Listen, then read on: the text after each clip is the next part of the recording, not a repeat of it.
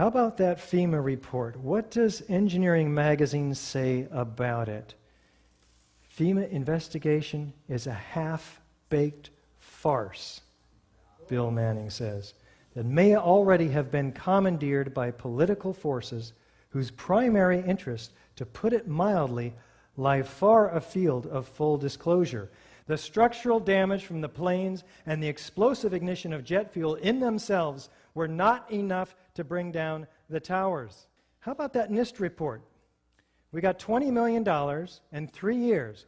What happened with our tax dollars? Their task was to determine how and why World Trade Center 1 and 2 collapsed, and how and why World Trade Center 7 collapsed. Let's look at their objective. The focus of the investigation was on the sequence of events from the instant of aircraft impact to the initiation of collapse for each tower. For brevity in this report, this sequence is referred to as the probable collapse sequence. It doesn't actually include the structural behavior of the tower after the conditions for collapse initiation were reached, and collapse became, they say, inevitable. Wait a minute. You're going to spend 3 years and $20 million, and you're going to model every turbine in the airplane, and you're going to stop the entire investigation before the real action begins, right when the point where you're going to stop at the point where the truss was sagging and pulling in the first column, and you're just going to stop your analysis? How many engineers did you have working on this? And what are you concluding? They have 10,000 pages in this report. This is the half page that explains everything after that. No analysis. Let's see their conclusion. The structure below the level of collapse initiation offered minimal resistance to the falling building mass at and above the impact zone. Structural engineers do this every day. This is not rocket science. You have the known weight of this building mass. You have what are known columns below it in order to resist it. You put the building up there, and you let it go in your models, and you calculate what the resistance is. Why didn't they do it? Could it be because they knew darn well that it would not have collapsed at all? Wait, what was the report title? Final Report on the Collapse of the World Trade Center Twin Towers. Probably should have called it Final Report on the Initiation of Collapse. They also cast doubt on their own theory. They say to us in a letter to our request for correction, which several of us applied for and have yet to see adequate results from, we are unable to provide a full explanation of the total collapse of the Twin Towers. Thank you. We think so too. Prompting Jim Hoffman to write Building a Better Mirage, NIST's 3-year, $20 million cover-up of the crime of the century, in which he documents numerous unfounded assumptions. He documents that it's a mountain of distraction. They'll never read all this stuff. It's a tin rat. 10,000 pages, 1,000 pages modeling the airplanes. And as I mentioned, only half a page on their core presumption.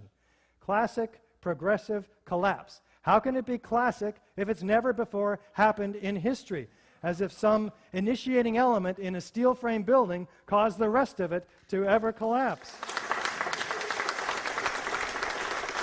He documents the startling omissions and outrageous lies, which you'll have to go into yourself when you have a little more time, and the fudged computer simulations. They document these unrealistic scenarios, C and D, and the realistic scenarios, A and B. A and B didn't make the building collapse, so they crank up the airplane speed. They reduce the strength of the structure. They increase the fuel. They do all of these adjustments until they get in the more unrealistic scenarios, which they're actually fairly open about, to get the computer model to collapse. Structural engineers rail against NIST because they refuse to show the visualization.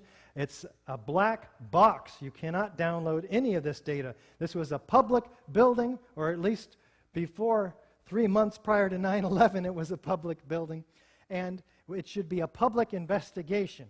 Clearly, it was a public event, prompting their former chief of their fire science division, Dr. Quintier, to call for an independent review. Let's look at real alternatives that might have been the cause of the collapse of the World Trade Center Twin Towers. Do we have any whistleblowers? Yes. Kevin Ryan, fired from his job for making public the fact that NIST hired Underwriter Laboratory to perform tests.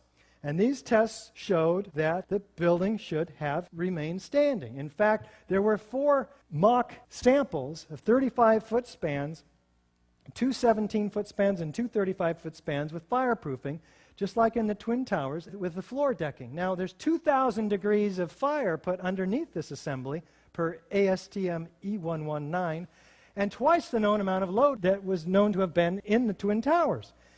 What happens? None of them fail. These are the 4 tests. The steel temperatures were over 1,100 degrees average. Footnote number 3 documents that no failure occurred. In fact, there was only 3 inches of deformation. What does NIST do with this experimental data? They throw it out and they claim that there's a 42-inch sag, 10 times the value that resulted from the experiments. Do we have expert corroboration? Well, here's Van Romero. It's too methodical to be a chance result of airplanes colliding with the structure, this explosive expert says. After the airplanes hit the World Trade Center tower, there were some explosives, in my opinion, inside the buildings that caused the towers to collapse. Van has withdrawn these statements after receiving a sizable grant from the federal government. Mike Taylor, a demolition expert, looked like classic controlled demolition. Collapse of the Twin Towers mirrored the strategy used by demolition experts. How about this structural engineer, Ron Brookman? Explosive clouds of dust and debris moving horizontally and vertically upward as the collapse of World Trade Center 1 and 2 are just beginning does not look anything like a heat-induced gravitational collapse mechanism. Why a complete collapse of the Twin Towers became inevitable? Why would all 110 stories drop straight down to the ground in 10 seconds, pulverizing the contents? None of the official reports address the issue of total collapse. William Rice, structural engineer, also with Architects and Engineers for 9/11 Truth. The prevailing theory would have us believe that each of the Twin Towers inexplicably collapsed upon itself, crushing all 287 massive columns on each floor while maintaining a free fall speed as if the 100,000 or more tons of supporting structural steel framework underneath didn't even exist. How about David Scott, structural engineer with AE 9/11 Truth? Near free fall collapse violates laws of physics. You can memorize that one. How about Scott Granger, fire protection engineer with AE 9/11 Truth? All 3 collapses were very uniform in nature. Natural collapses due to unplanned events are not uniform. How about Ed Muniak, with us today, fire protection engineer? The fires were very weak, oxygen-starved as evidenced by the black smoke. Steel temperatures were low. All 3 World Trade Center collapses have no resemblance to any previous high-rise fire. How about Mathis Levy, who later joined the FEMA team? You've seen many of the managed demolitions where they implode a building and they cause it essentially to fall vertically because they cause all of the vertical columns to fail simultaneously. That's exactly what it looked like, and that's what happened. That's what happened? What happened, Mathis, after you joined the FEMA team? Did you look for controlled demolition with your initial hunch? No. Neither did this gentleman, Ronald Hamburger, who also joined FEMA after saying, "It appeared to me that charges had been placed in the building." Never looked for controlled demolition. How about foreknowledge of these 2 buildings? FEMA was on site with their exercise tripod 2. They had hundreds of people from FEMA, federal government, and the state Office of Emergency Management. They were getting ready for a drill in downtown Manhattan for a biochemical attack. This is per New York Mayor Giuliani. Tom Kenny from FEMA says, "We arrived late on Monday night, went right into action on Tuesday." Coincidence? Maybe. Mayor Rudolph Giuliani. I went down to the scene and we set up headquarters at 75 Barclay Street, which was right there with the police commissioner, the fire commissioner, the head of emergency management.